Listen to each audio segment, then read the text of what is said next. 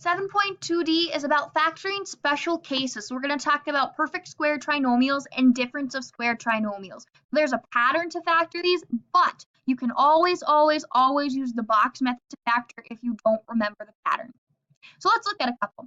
Difference of squares. So remember squares, that's when you take a number and you multiply it by itself. So 2 times 2 is 4, 4 is a square, 4 times 4 is 16, 16 is a square, 25, 36, 49, so on and so forth. Different squares are always going to fit this pattern.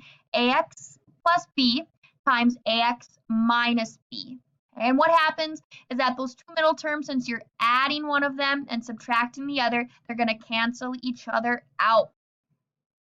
So that's what happened here. X squared minus 36, those two middle terms cancel each other out, and they ended up with that 0x, which we just don't write. So x squared minus 36, well, if you think about 36, 6 times 6, it equals 36, and then this is just a coefficient of 1, so it's just 1 times 1, or x times x. So if we fill in this pattern, we have x minus 6 times x plus 6 is our answer. Again, if we use the box method, we would get the exact same thing. If we quickly multiply this out, we'll end up with our x squared minus 36. X times x is x squared plus 6x, negative 6x, or negative 6 times x is negative 6x, negative 6 times 6, negative 36. These two middle terms cancel each other out. Look at that, x squared minus 36. Okay, so again, we're just going to this pattern basically. Looking at the second problem, 3x squared minus 12.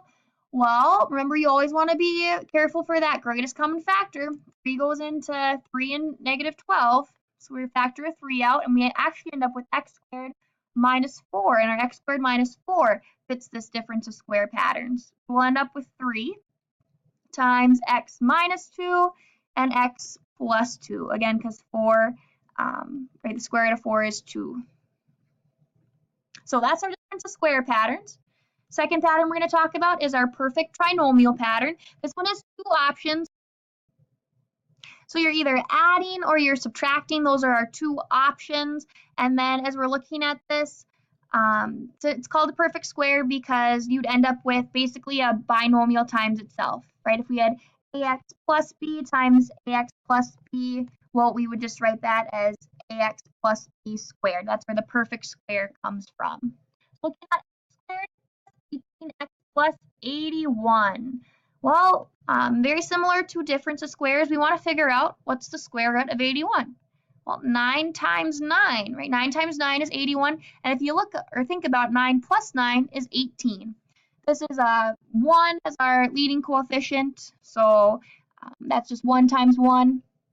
So our pattern will be 1x, or x, plus 9 squared. And that's our answer. The second problem, x squared minus 20x plus 25. Well, 25 is 5 times 5. 4 is 2 times 2. So we're actually going to have 2x and a 5. And we just need to figure out, well, are we adding or are we subtracting? Well, if you think about 2 and 5, that'd be 10. So if we have 10 plus 10, that'd be a positive 20.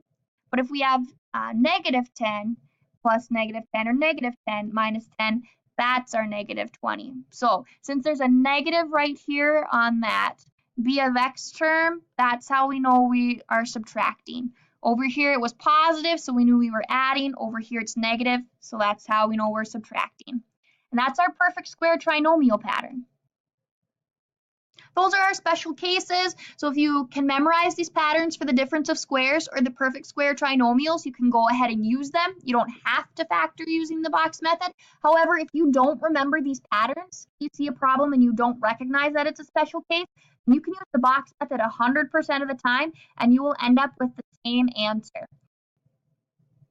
And you should always be checking your answers. Remember, you just need to multiply to check your answers. There's no reason to get anything wrong in this unit because you can always multiply to double check.